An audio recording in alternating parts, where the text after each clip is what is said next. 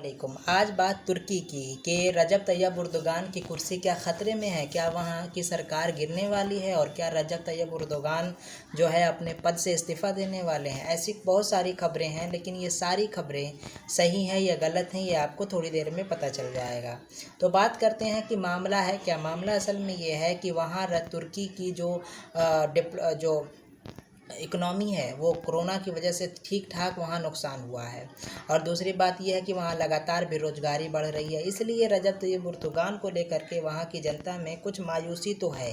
हालांकि वो जब वोट होगा तो वो सरकार में रहेंगे जाएंगे, वो एक अलग मामला है। लेकिन फ़िलहाल अगर देखा जाए तो जो मैशियत है टर्की की वो बहुत हद तक काफ़ी इम्पैक्टिव हुई है और वहाँ पर बेरोज़गारी भी बढ़ी है। तो ऐसे में कयास लगाए जा रहे थे कि वहाँ जो अपोजिशन गवर्नमेंट जो अपोजिशन के लीडर्स हैं वो जो है इस सरकार को गिरा देंगे। हालांकि ऐसा कुछ है नहीं, वहाँ की सरकार वहाँ बहुत मजबूत है जब उर्दोगान स्थिति में है और इतना आसान नहीं है वहाँ की सरकार गिरा पाना। लेकिन ऐसी कयासबाजियाँ वहाँ शुरू हो गई हैं।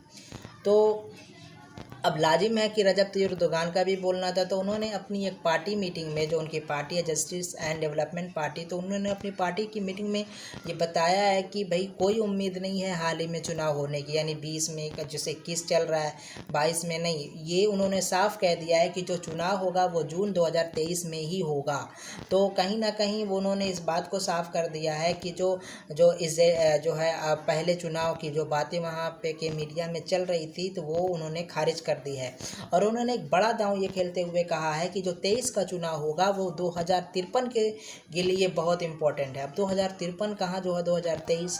तो कहीं ना कहीं उन्होंने एक बड़ा दांव खेला है और तुर्की की जनता को ये समझाने की कोशिश की है कि अगर एक बार फिर आप 23 में मुझे चुनते हैं, यानी रजब तैयब उर्दोगान की पार्टी को चुनते हैं, तो फिर जनता का फ़ायदा होने वाला है। और साथ ही साथ ये बात भी है कि 2023 में जो अब क्या होगा, बहुत सारे मीडिया में कवायद हैं। मुझे तो नहीं लगता कुछ होगा, क्योंकि जाहिर है कि आपको कुछ करने से पहले आपकी इकोनॉमी बड़ी मजबूत होनी चाहिए, आप जो है पावर में होने चाहिए, आपके पास बेहतरीन वेपन्स होने चाहिए कि अगर आप कुछ करना चाहें तो जाहिर है आपको बहुत कुछ अच्छा करना पड़ेगा।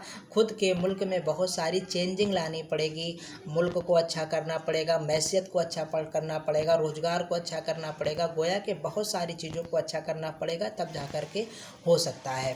अन्यथा मुझे तो नहीं लगता कि कुछ होगा।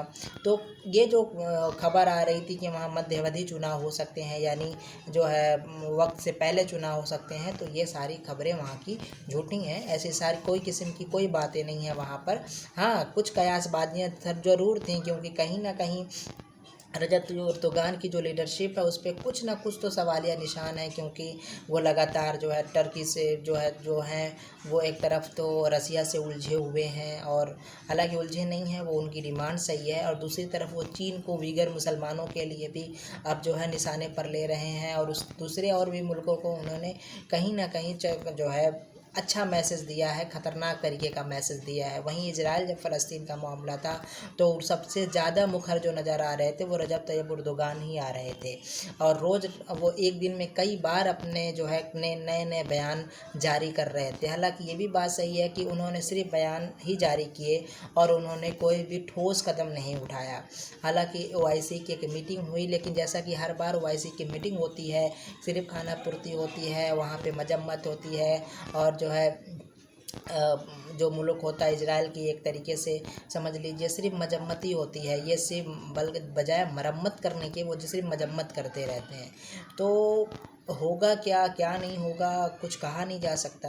23 में वहाँ चुनाव होंगे जून के महीने में, वो फिर आएंगे नहीं आएंगे, वहाँ की जनता क्या सोचती है। खैर, इस तरीके से इससे रिलेटेड जो भी अपडेट्स होंगे टाइम टू टाइम मैं आपको देता रहूँगा।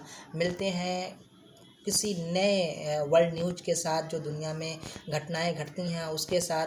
तब तक के लिए शुक्रिया, थैंक यू, अस्सलाम वालेकुम।